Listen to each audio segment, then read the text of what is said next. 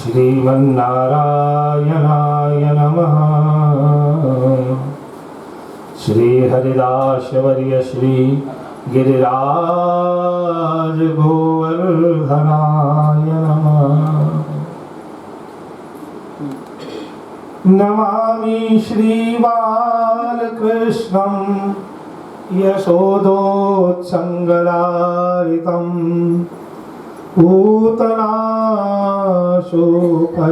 पान रक्षिता शेष बालकम्।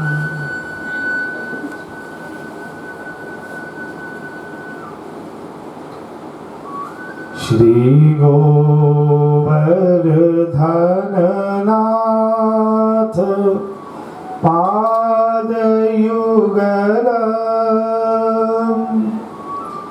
हय्यङ्गवीणाप्रियम् नित्यं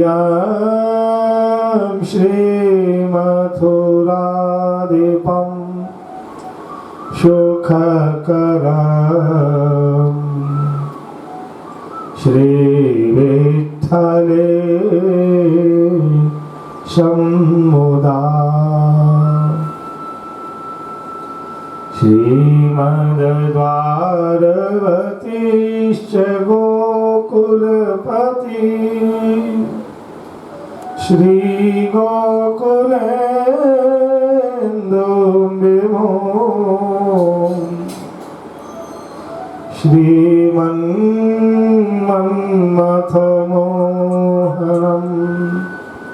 नटवरम्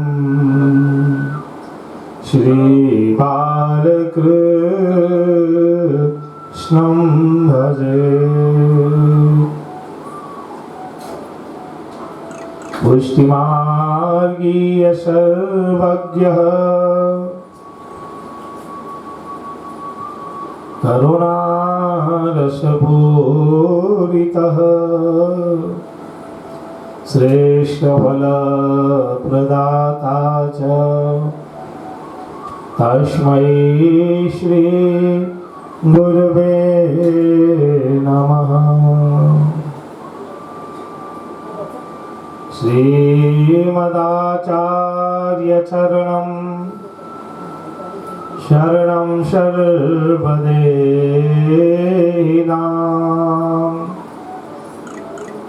अशेषदोषदहनम्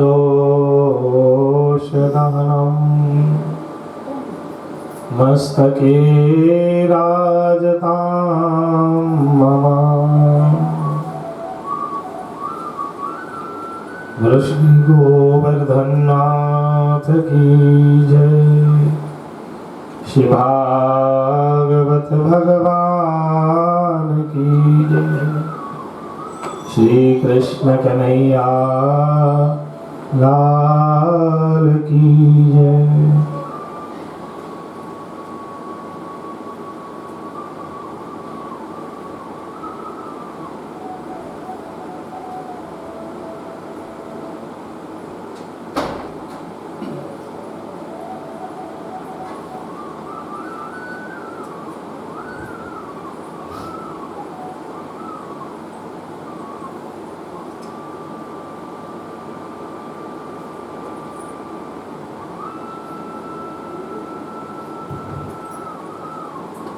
सभी वैष्णवों ने भगवत स्मरण जय श्री कृष्ण।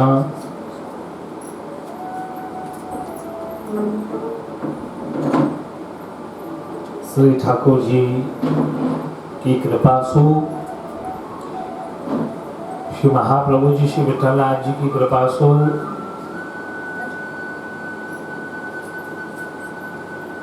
आज कथा को तृतीय सत्र है। सार गर्भित श्रीमद् भागवत सारांश पिछले 2 दिन से हम श्रवण कर रहे हैं। आज तीसरे दिन हमारा मंगल प्रवेश हो रहा है भगवत कृपा से। कल के प्रसंग में हम महामुनि श्री कर्दम मुनि और भगवान श्री कपिल के चरित्र का चिंतन कर रहे थे। भगवान कपिल के द्वारा जो भक्ति मार्ग का उपदेश हुआ है उसकी चर्चा चल रही थी। तीसरे स्कंद में 33 अध्याय हैं और तीसरे स्कंद का विषय है सर्ग। सर्ग का मतलब होता है उत्पत्ति। इसमें ब्रह्मा विष्णु महेश सबकी उत्पत्ति का वर्णन, सृष्टि की उत्पत्ति का वर्णन, प्रकृति और पुरुष के उत्पत्ति का वर्णन, सत्व तम और रज त्रिगुणात्मिका प्रकृति तत्व, किम पुरुष, 7 नीचे के लोग, 7 ऊपर के लोग, 10 दिशाएं, आकाश अनंत, पृथ्वी, पंच तत्वों की उत्पत्ति, अग्नि वायु तेज पृथ्वी, इन सब का वर्णन तृतीय स्कंद में करने के बाद श्री सुखदेव जी महाराज कथाक्रम को लेकर चतुर्थ स्कंद में प्रवेश करते हैं। चतुर्थ स्कंद का विषय है स्थिति। जिसकी उत्पत्ति हुई है अब उसको स्थित करना, ठहराना, स्थान देना, कौन कहाँ रहेगा ये निर्धारण करना, किसका कौन सा स्थान होगा, किसके कौन से कार्य होंगे, किसके द्वारा किस प्रकार से क्या विस्तार होगा, इन सब का विषय है चतुर्थ स्कंद। और सबसे बड़ी बात यह है कि इसमें भगवान शिव के चरित्र से कथा प्रारंभ होती है। भगवान शिव के विवाह की कथा है। भगवान शिव का सुंदर मंगलमय चरित्र। भगवान शिव के चरित्र के एक कारण और भी है। शास्त्रों में कहा है कि भवानी शंकरो वंदे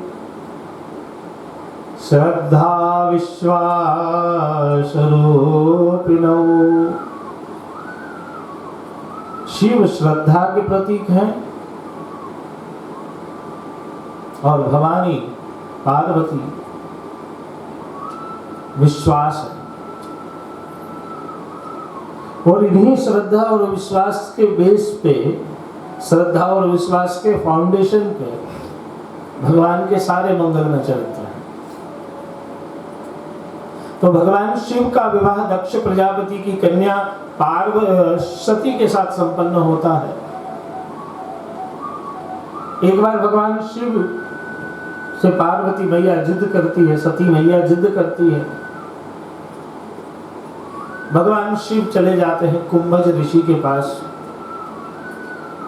कुंभज ऋषि, और कुंभज ऋषि के मुखारविंद से प्रभु श्री राघवेंद्र के चरित्र की कथा को सुनते हैं, श्रवण करते हैं। कथा सुनते सुनते राम ब्रह्म है ऐसा वर्णन आता है। कथा के अंत में कुंभज ऋषि को कुछ देने की बात होती है कि भाई कथा सुनी है, कुछ अर्पण करें। कुंभज ऋषि शिव के चरणों में गिर जाते हैं। बोले भगवान आपसे कुछ नहीं चाहिए, और चाहिए तो बस एक ही चीज चाहिए। तो शिव कहते हैं क्या? तो बस महाराज भक्ति दीजिए। अब कथा सुनाने वाला जो वक्ता है वो एक परम वैष्णव से भक्ति की याचना कर रहा है कि मुझे भक्ति दीजिए। सती को बात समझ में नहीं आई। त्रेता युग का समय था। प्रभु प्रत्यक्ष रूप से दशरथ जी के यहाँ प्रकट हो चुके थे। प्रभु की सुंदर मनोरम्य लीला चल रही थी। उन्हीं दिनों जो है सीता जी का हरण हुआ था। सीता मैया का हरण हुआ था और राम जो है सीते सीते कहकर विप्रयोग में सीता जी पराम्बा जगदम्बा परम शक्ति जनक नंदनी वैदेही को ढूंढ रहे थे। सती ने दूर से इस दृश्य को देख लिया। इस कथा का वर्णन श्री हृदय महाप्रभु शिक्षा पत्र में भी कर रहे हैं। गोपेश्वर जी की टीका में ही ये कथा आती है। अब जो है, राम जब सीता जी को ढूंढ रहे थे तो सती को लगा कि अगर ये ब्रह्म होगा तो वो इसको पत्नी का वियोग कैसे। अब उसके मन में राम को लेकर संशय का भाव उत्पन्न हुआ कि ये ब्रह्म है कि नहीं है। अब ये जानने के लिए शिव से छुप करके, शिव को बताए बिना, पति को बताए बिना, सीता का रूप धारण करके राम जी के आगे प्रकट हो गई। यही बड़ी गलती हो गई। प्रकट हो गई, प्रभु तो प्रभु हैं। राम जी ने दूर से देख लिया, सीधे प्रणाम किया, मां प्रणाम। अब जैसे ही मां कहा, सती लज्जित होकर के शिव के पास वापस आ गई। शिव ने पूछा कि आपसे कुछ गलती तो नहीं हो गई, તમારા થી કઈ ભૂલ તો નથી થઈ ને? બધું બરાબર છે? કઈ તમને સંશય તો નથી થયો રામચરિત્ર જોઈને? આ તો પ્રભુની માયાવી લીલા ચાલે છે। અને ત્યાં સતી છે ને શિવની આગળ, शिव के सामने सती झूठ बोल गई। शंकर जी ने योग बल से देख लिया जब इसने सीता का स्वरूप धारण किया है तो अब मेरे लिए ये पूजनीय हो गई, पत्नी नहीं रही। श्री हृदय महाप्रभु यही समझा रहे हैं वहां पे कि घर में रह करके भी अनासक्त कैसे रहना, सबके बीच रह करके भी अनासक्त कैसे रहना। गृहस्थाश्रम में यही अनासक्तिपना जो है वो परम संन्यास है। अब अनासक्त होने की जो कला है वो अनासक्त हो गए शिव, और जब शिव अनासक्त हो गए तब सती को धीरे धीरे विप्रयोग हुआ। यही सती का थोड़ा सा चरित्र चतुर्थ स्कंद के प्रारंभ हो गए। दक्ष प्रजापति की पुत्री थी। अब एक बार क्या हुआ कि देवताओं की सभा चल रही थी। उस सभा में सारे देवी देवता बैठे थे। ब्रह्मा जी ने दक्ष प्रजापति को नियुक्त किया था सभा की अध्यक्षता करने के लिए, क्योंकि ब्रह्मा जी के संतान है दक्ष प्रजापति, और दक्ष प्रजापति में से ही सारे ऋषि मुनि बहुत से उत्पन्न हुए हैं। अब दक्ष प्रजापति जो है उस सभा में पधारे तो कई सारे देवी देवता खड़े होकर के दक्ष का अभिवादन किया, लेकिन शिव अपनी मस्ती में थे। शिव को ध्यान ही नहीं था कि कौन आया कौन गया। अब शिव अपनी मस्ती में डूबे थे, समाधि में थे, ध्यान में रमे हुए थे। शिव को आभास नहीं हुआ कि कौन आए। और दूसरी बात कि भाई पिता और ससुर ये दोनों पिता ही होते हैं, कोई अंतर नहीं होता है। और पिता के आगे अगर पुत्र खड़ा न हो पाए तो इसमें कोई बड़ी गलती भी नहीं है। लेकिन दक्ष ने इसको अपना अपमान मान लिया और अपमान समझ करके उसने संकल्प लिया कि अब मैं शिव को अपमानित करूंगा। और शिव को अपमानित करने के लिए बहुत बड़े रूप में यज्ञ का आयोजन हुआ है। बहुत बड़े रूप में सारे ऋषि मुनि देव गंधर्व किन्नर सबको निमंत्रण है। ब्रह्मा विष्णु को भी निमंत्रण है, लेकिन शिव को निमंत्रण नहीं दिया है। शिव का मतलब होता है कल्याण। जिस कार्य में कल्याण का भाव हो तो समझ लेना चाहिए कि वहां अपने आप शिव पहुंच गए। अभी हम जो यज्ञ करते हैं, जैसे आपके यहाँ 2 यज्ञ हो चुका अभी तक, उसकी 3 मेखला है, 3 स्टेप है। कुंड में कितना स्टेप है? 3 स्टेप है। ब्लैक, व्हाइट ने रेड, बराबर ने?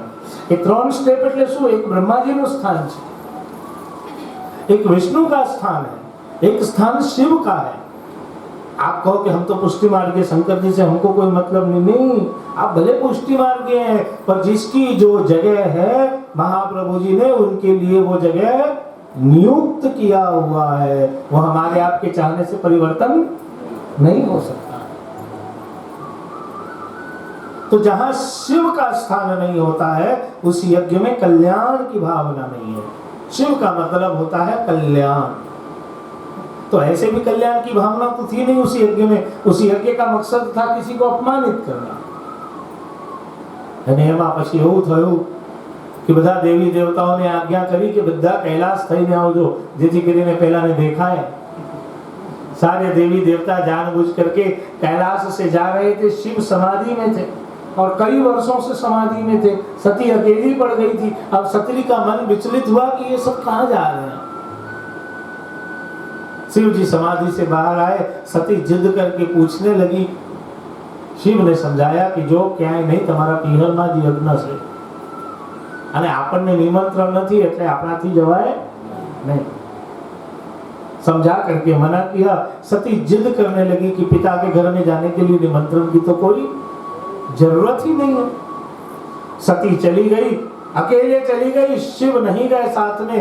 सती गई। सबने मजाक उड़ाना सती का शुरू किया। सिर्फ एक माँ जो थी वो माँ प्रेम से मिलने आई।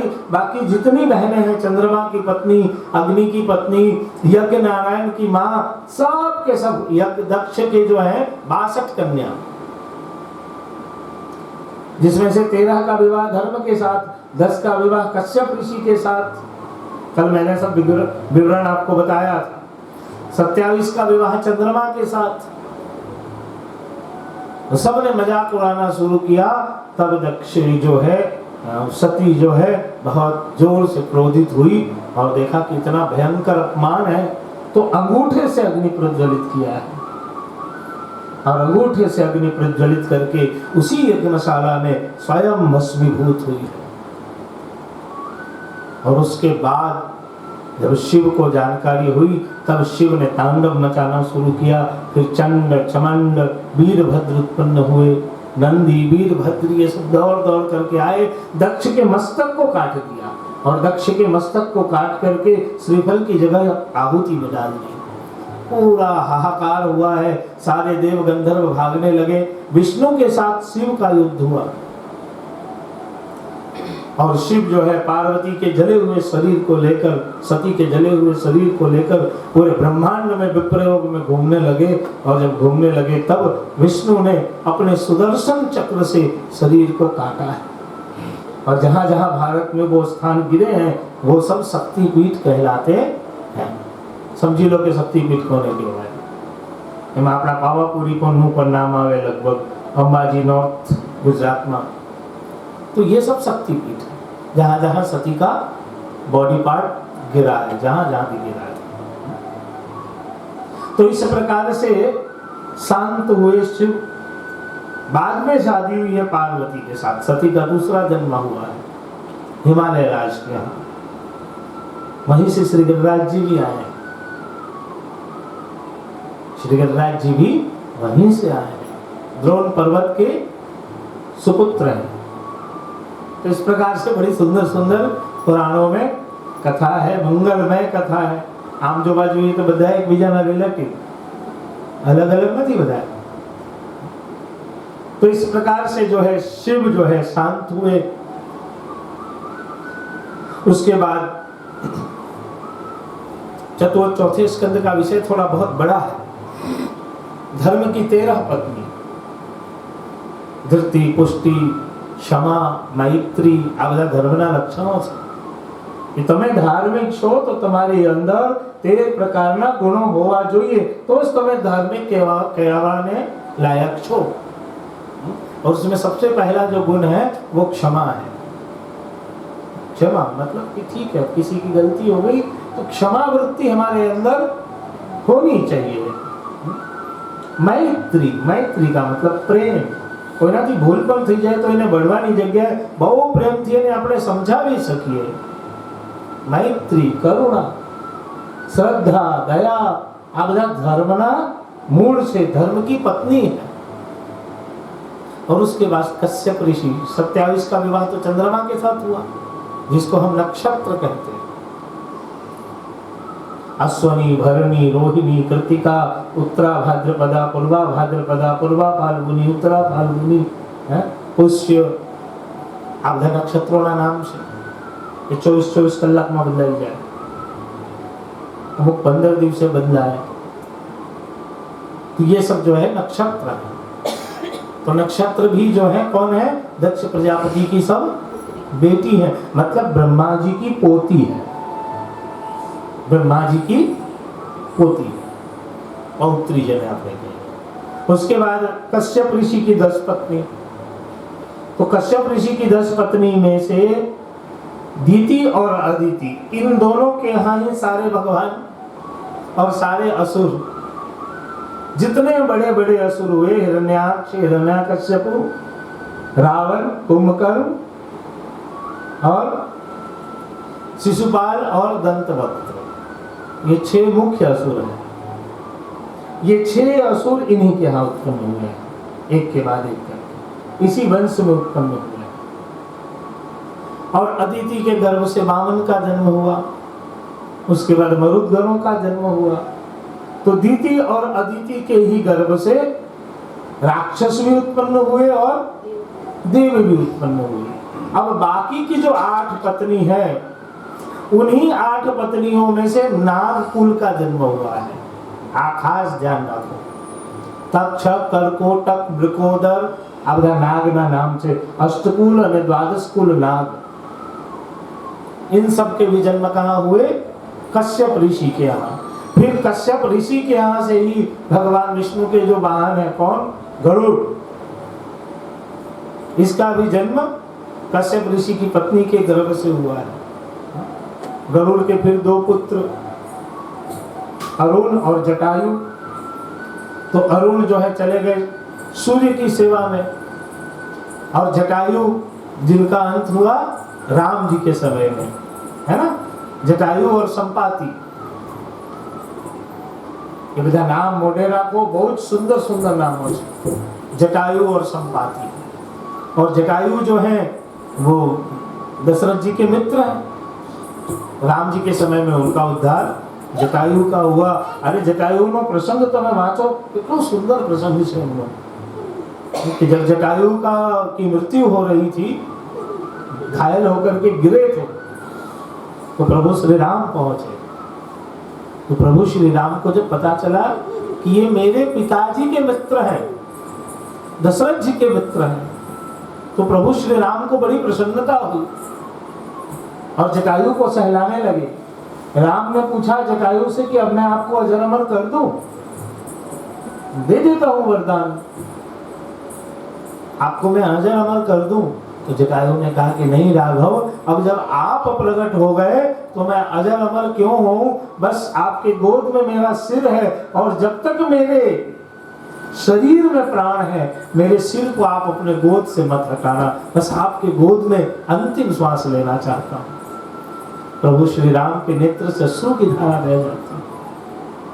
एक पक्षी में इतनी भक्ति, एक पक्षी में ऐसा भाव, जो राघव को कहते हैं कि बस आपकी गोद में मृत्यु को प्राप्त होना चाहता हूँ राघव, मुझे हटाना मत। और प्रभु श्री राम रोने लग गए, जटायु को सहलाने लग गए। जितने समय तक जटायु का श्वास चला वो राम की गोद में। और जब जटायु की मृत्यु हुई तब राम ने अपने हाथ से अग्नि संस्कार किया, तर्पण किया, मार्जन किया, मुक्ति दी। तो ये सब बड़े उच्च कुल के, उच्च कोटि के पक्षी थे, उच्च कोटि के जीव थे। इस प्रकार से कश्यप ऋषि के वंश का वर्णन, धर्म के पत्नियों का वर्णन, दक्ष प्रजापति की कन्याओं का वर्णन करने के बाद अब मनु शत्रुपा के जो वंश है उसका वर्णन श्री सुखदेव जी महाराज करते हैं। तो मनु शत्रुपा ने ત્યાં 2 દીકરો ને 3 દીકરીઓ, 3 बेटी और 2 बेटा। पुत्र का नाम है उत्तानपाद और प्रियव्रत। ये भारतवर्ष के 2 बहुत बड़े बड़े राजा हुए। और पुत्री हुई देवहूति, जिसका विवाह कर्दम ऋषि के साथ हुआ। आकुति, एक हुई आकुति और एक हुई प्रोहुति।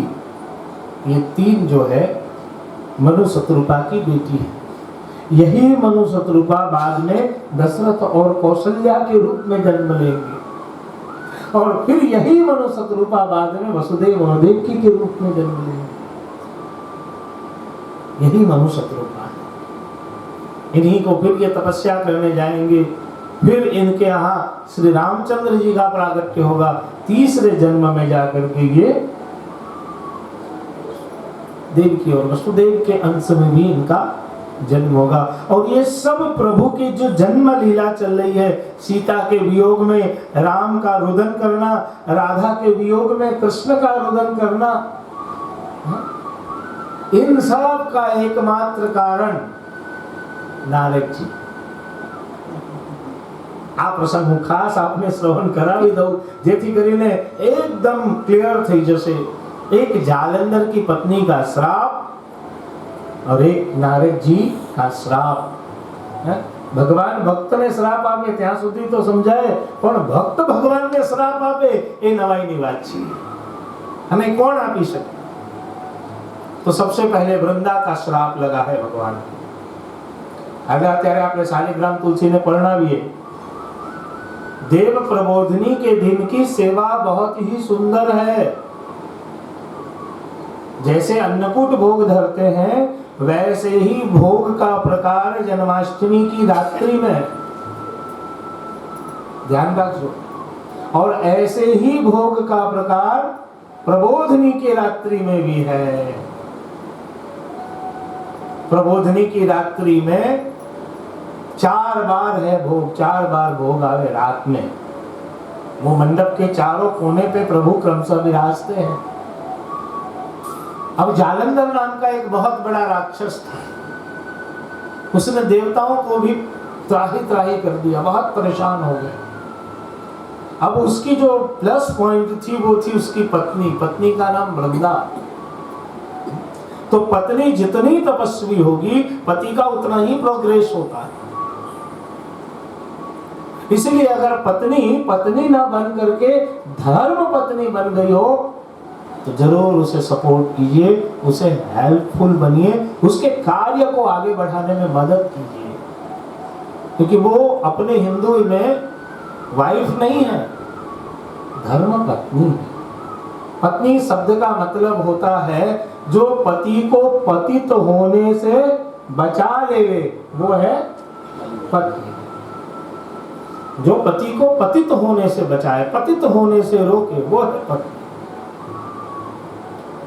तो वृंदा जो है तपस्या करती थी और जालंधर जो है उत्पात मचाता था। और वो इतनी पतिव्रता थी कि जितने भी बड़े बड़े देव थे उनमें किसी में क्षमता ही नहीं है कि वो जालंधर को मार दें। जालंधर को स्पर्श ही नहीं कर पाते थे। આપણે ત્યાં જાલંધરનો પણ બહુ સુંદર ભાવ છે પુષ્ટિ માર્ગમાં।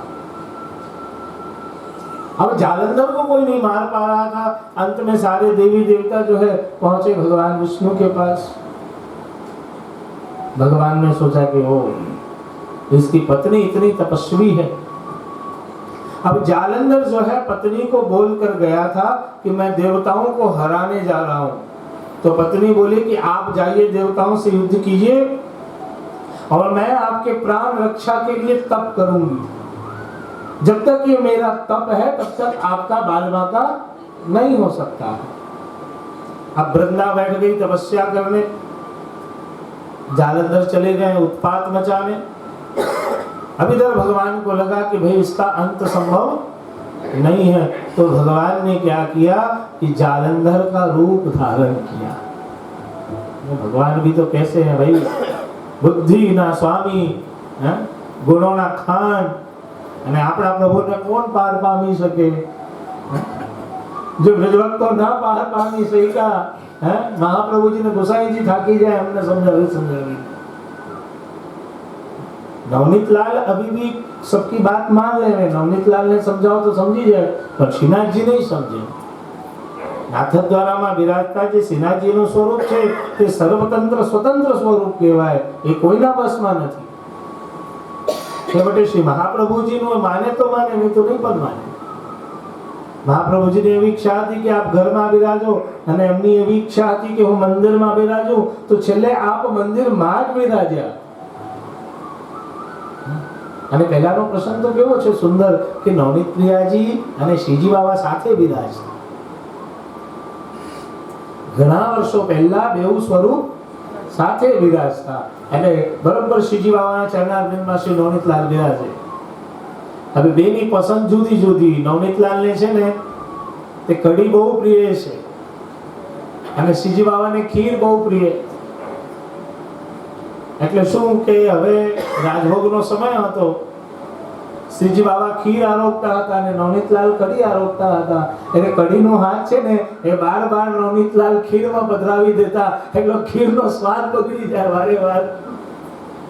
હવે નાનું બચ્ચું એટલે શ્રીજી બાબા ઘણા વર્ષો સુધી સહન કર્યા. પણ એક દિવસ શ્રીજી બાબાને થયું કે આને જરાક ઠપકો આપું. એટલે પગ આમ કરીને એટલે નવનીતલાલ સીધા જઈને કઢીમાં પડી ગયા અને એ ગરમ ગરમ કઢીમાં પડી ગયા.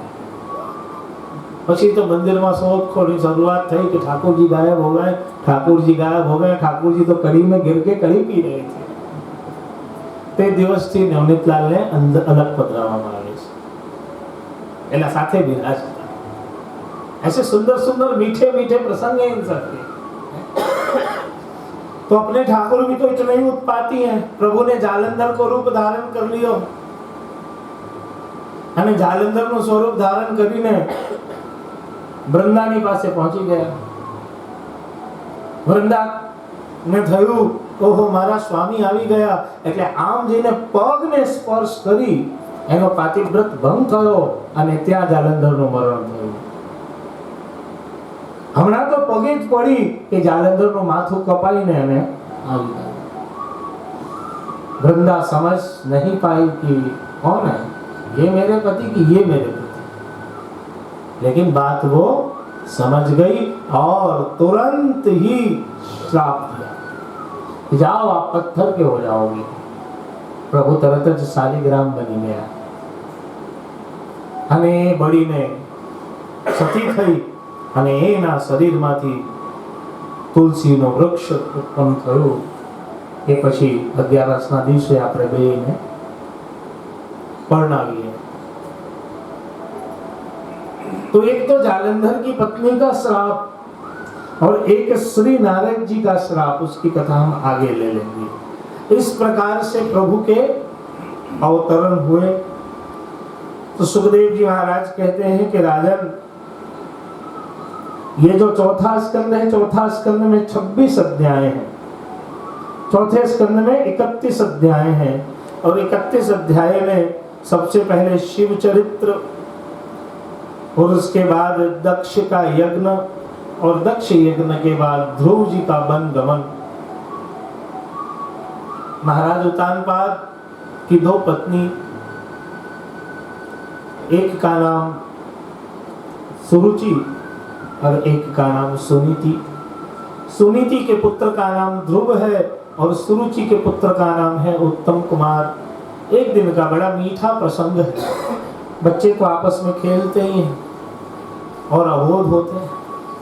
दोनों बच्चों में एक शर्त लगी खेलते खेलते कि चलो देखते हैं पिताजी के गोद में सबसे पहले कौन जाकर बैठता है.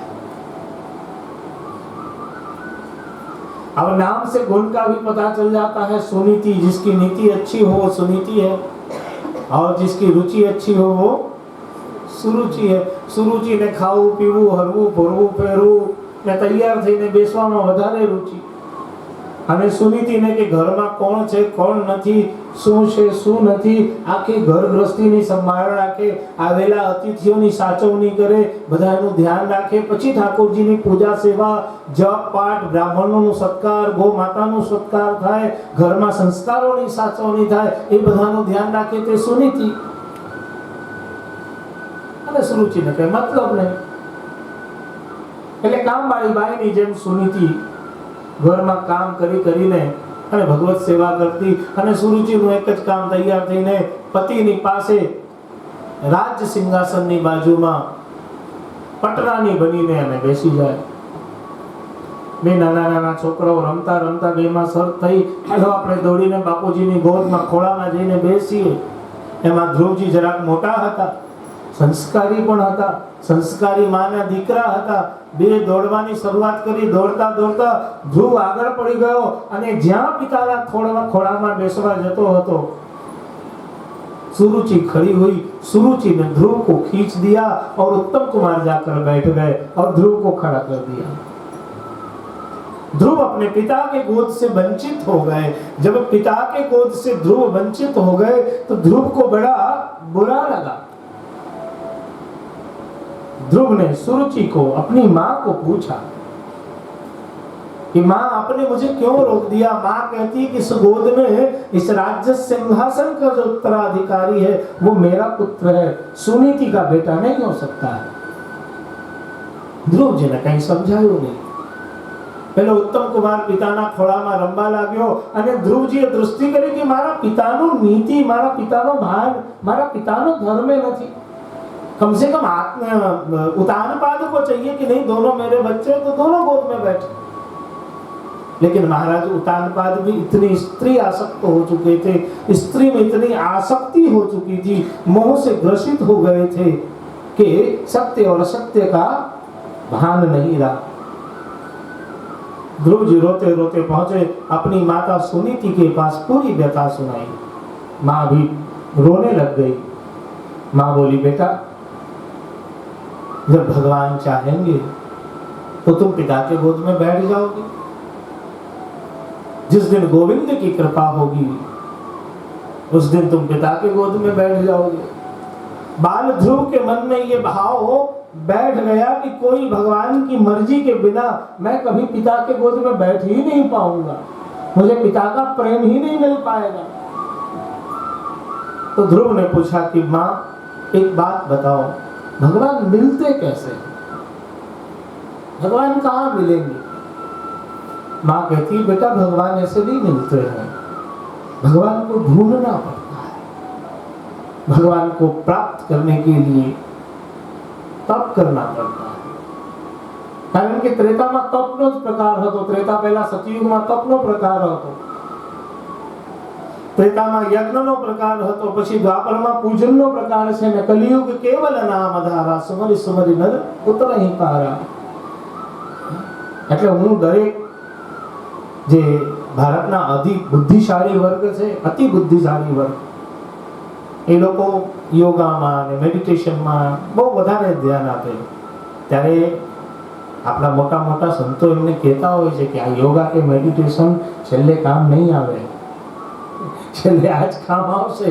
એટલે એનો ત્યાગ કરશો નહીં, કોઈ પણ પરિસ્થિતિમાં આને વખશો નહીં. કે નાવા જાઓ કે પછી ખાવા બેસો કે પછી બ્રશ કરવા જાઓ કે પછી સુવા જાઓ, તમે જે કંઈક નામ લેતા હો, સુમિરન કરતા હો, એ સુમિરનને ચાલુ રાખજો, એનું સ્મરણ ચાલુ રાખજો. કારણ કે કામ એ જ આવશે ને ઉદ્ધાર પણ એ જ કરશે. આ एकदम मतलब इतनी सचोट बात है कि इसको हृदय में धारण कर लेना है. श्री महाप्रभु जी गोसाई जी भी क्या कहते हैं, सतत बदद भीरेव सततम स्थेयमित्येव मे मतिः. प्रभु चरणों श्री महाप्रभु चरण कहते हैं कि यही मेरी मति है कि बदद भीरेव सततम, सतत भगवद नाम का आश्रय हो. અને છેલ્લે કામ પણ આ જ લાગશે. પેલા મોટા મોટા દાર્શનિકો ઓશો, રજનીશ જે, કૃષ્ણમૂર્તિ, ટ્યુઝડે, લવેશ લંપા, એ બધા કામ નહીં આવે. એ બધું વાંચવા માટે ને થોડું થોડું પ્રેક્ટિકલમાં માટે બરોબર છે. પણ તમે ઈસાઈ ધર્મમાં જાઓ કે પછી મુસ્લિમ ધર્મમાં જાઓ કે પછી હિન્દુ ધર્મમાં જાઓ, બધે આ વસ્તુ તો તમને દેખાશે જ. એ લોકો એ જપતા હોય, સુમિરન કરતા હોય પણ, અને આપણા કરતા તો વધારે એમના મોઢેથી ભગવાનનું નામ નીકળે. આપણે તો કઈ બોલતા શરમાઈએ. અને એ લોકો તો પછી જાહેર હોય કે ઓફિસ હોય કે ગમે ત્યાં હોય, એ લોકોની ટેવ જ છે. ઈસાઈ હોય તો એની રીતે બોલે, मुसलमान हो तो इन्हीं रीते बोले. तो अंत में भगवत नाम का आश्रय ही सर्वोपरि है. सुनीति कहती है कि बेटा तप से, भगवत नाम के आश्रय से भगवान मिलते हैं. ध्रुव जी वहां से निकल गए घर से. रास्ते में नारद जी की मुलाकात हुई. नारद जी ने रोकने की चेष्टा की, समझाने की कोशिश की. नारद जी के चरणों में गिर गए कि भगवान आपके जैसा सद्गुरुदेव कहाँ मिलेगा. आप मुझे भगवत नाम की दीक्षा दीजिए। भगवत नाम से दीक्षित हुए। भगवत नाम से दीक्षित होने के बाद मधुवन में जाकर के 6 महीने तक तप किया। प्रथम महीने में अन्न खा करके, दूसरे महीने में फल खा करके, तीसरे महीने में जल पी करके, चौथे महीने में 8 दिन में जल पी करके, 5वें महीने में जल का त्याग किया, सिर्फ हवा पी करके, और 6ठे महीने में हवा का भी त्याग किया। 2 दिन 3 दिन पे ऑक्सीजन लेते और निरंतर भगवान का ध्यान करते, भगवान के मंगलमय मूर्ति स्वरूप का जप करते। और 6ठे महीने में प्रभु से रहा नहीं गया तो शंख चक्र गदा पद्मधारी भगवान श्रीमन नारायण साक्षात ध्रुव के सामने प्रकट हो गए। अब ध्रुव के सामने साक्षात अजन्मा अविनाशी भगवान प्रकट हुए। भगवान ने कहा ध्रुव मांगो, लेकिन ध्रुव की बोलती बंद हो गई। क्यों? क्योंकि ध्रुव को सत्संग का, भगवत नाम का अभाव है। सत्संग और भगवत नाम का अभाव होने से ध्रुव की बोलती बंद हो गई। फिर भगवान ने सोचा कि अब ध्रुव को जागृत कैसे करूं, इसके अंदर चेतना कैसे प्रविष्ट हो। तब प्रभु ने अपना शंख, पांचजन्य जो प्रभु के हाथ में शंख है, उस शंख से भगवान ने ध्रुव के मुख पे, गाल पे स्पर्श कराया। और जैसे ही स्पर्श कराया ध्रुव की वाणी प्रस्फुटित हुई। એને જ કહેવાય કે હવે એમની ઉપર કૃપા થઈ, જેમ રઘુનાથજી બહુ નાનકડા હતા અને શ્રી ગુસાઈજી એક વખત શૃંગાર ધરવા બિરાજ્યા। सारे लाल जी बैठे श्रृंगार धराने में, प्रभु को श्रृंगार करना है, सारे लाल जी आके बैठ गए। अचानक से श्री गोसाई जी ने आज्ञा करी कि मंजूषा आनय, मंजूषा आनय। બધા લાલજીઓ સમજી ગયા, પણ રઘુનાથજી ને કहीं खबर न पड़ी। पर सेवा में इतनी तत्परता कि नाम सुनते ही सबसे पहले खड़े हो गए और इधर उधर देखने लग गए कि काका जी ने क्या मांगा। खड़े होकर इधर उधर देखने लग गए, लेकिन अब समझ में तो आई नहीं बात। कमरे में चले गए, चुपचाप रुदन करने लग गए कि आज पहली बार काका जी ने हमसे कुछ मंगवाई और मुझे समझ में नहीं आया। प्रभु को श्रम हो रहा है, प्रभु विराज रहे हैं। इतना ताप हुआ हृदय में कि ताप को, बाल स्वरूप के ताप को देखकर श्री महाप्रभु जी और श्री गोसाई जी दोनों, श्री महाप्रभु जी और श्रीनाथ जी दोनों प्रकट हो गए और चर्वित तांबूल दी, आज्ञा की। मंजूषा का अर्थ होता है श्रृंगार की पेटिका, लेकर जाओ। और जब उधर से रघुनाथ जी आए तो श्री गोसाई जी के 108 नामावली जो हैं, यन्नामा को दयात पापः भांत राशि प्रसाम्यति विक्षन्ति हृदब्जानि तम तन्नामानि सदाश्रयी। और गुणगान करते हुए जब आए तो श्री गोसाई जी ने कही कि अब इनके ऊपर भी कृपा हो गई। तो कृपा तो ऐसा है कि कर और पा। આપણે કહીએ કે કૃપા થાય ત્યારે કરીશું, કૃપા થાય ત્યારે કરીશું। કૃપા થાય એટલે શું? કર ને પા। જે તમને જોઈએ છે એના માટે તમે કર્મ કરો, ઠાકોરજી તમને આપશે। એ તો આપવા જ બેઠા છે, એનું નામ છે કૃપા। कृपा उसे ही कहते हैं। कृपा कोई ऊपर से नहीं है। ध्रुव के ऊपर कृपा हुई, ध्रुव की वाणी प्रस्फुटित हुई, ध्रुव जी ने प्रभु के सन्मुख स्तुति किया है। ध्रुव जी कहते हैं योऽन्त्यः प्रवेश्य मम वाचमिमां प्रसुप्ताम् संजीवयात्यखिल शक्तिधरः स्वधाम्नाम् अन्याश्च हस्तचरणः श्रवणत्वगादीन् प्राणान्नमो भगवते कुरु पुरुषाय तुभ्यम्। ध्रुव ने कहा कि यो अंतः प्रविश्य मम वाचमिमां प्रसुप्ताम्। हे प्रभु, मेरी वाणी तो सो चुकी थी, मेरी वाणी अवरुद्ध हो चुकी थी, लेकिन जब आपने यो अंतः प्रविश्य, जब आपने मेरे अंतःकरण में प्रवेश किया, तब जा करके मम प्रसुप्ताम वाणी, जो मेरी सोई हुई वाणी थी, वो जागृत हुई है। अन्यथा आज मेरी वाणी जागृत न होती। જ્યાં સુધી શ્રી મહાપ્રભુજી કે શ્રી ગુસાઈજી આપણા પુષ્ટિ માર્ગે વૈષ્ણવોના હૃદયમાં પ્રવિષ્ટ ના થાય, ત્યાં સુધી પેલો પુષ્ટિ માર્ગનો જે જ્ઞાન છે એનો ઉદય થતો નથી. નાનપણનો પ્રસંગ છે. શ્રી પુરુષોત્તમલાલજી મહારાજ લેખવાળા 10 દિગંત વિજયી સુરતમાં બિરાજતા ને નાનપણમાં જ પિતાશ્રી લીલામાં પધારી ગયા. અને તે સમયે સુરતમાં બનારસના પંડિતોનું બહુ ઉત્પાત. પાછું સુરતનું નામે મોટું, સુરતનું જમન ને કાશીનું મરણ. કહેવાય છે કે કાશીનું મરણ અને સુરતનું જમણ. મરવું હોય તો કાશી જાઓ અને જમવું હોય તો સુરતમાં જાઓ. એટલે આ પ્રખ્યાત શબ્દ છે રવિભાઈ, ધ્યાન રાખજો. હવે સુરતમાં તે વખતે કાશીના પંડિતોનું એટલું બધું ઉત્પાત કે પંડિતો આવી ગયા અને પંડિતો કીધું કે અહીંયા આચાર્ય કોણ છે? તો આપણે ત્યાં તો પુષ્ટિ માર્ગમાં બાળકોને નાનપણથી આચાર્ય ગણીએ છીએ, અને ગણતા નથી, પણ સ્વરૂપ જ એવું છે. નાનપણથી જ એવડો મોટો સામર્થ્ય પણ છે. સામર્થ્ય બિરાજે છે, પ્રગટ કરે તો ખબર પડે હમણાં. તો હવે પુરુષોત્તમ ચરણ પાસે આવી ગયા કે આ નાનપણ નાની વયે આચાર્ય કેમ? જો મારી સાથે શાસ્ત્રાર્થ કરે તો હું એમને આચાર્ય ગણું. એમના માતાશ્રી સેવામાં હતા. વહીવટનો કે શાસ્ત્રાર્થનો કે પંડિત્યનો કઈ જ્ઞાન નહીં. માતાશ્રીએ કીધું કે જો આપણે વલ્લભના બાળકો છીએ, વલ્લભની લોહી આપણામાં બિરાજે છે, એટલે તમે ચિંતા કરશો નહીં. બાલકૃષ્ણલાલને દંડવત કરો, શ્રી ગુસાઈજી અને પિતાજીનું સ્મરણ કરો, અને તમે જાઓ એકાંતમાં શ્રી મહાપ્રભુજીના દિવ્ય 108 નામ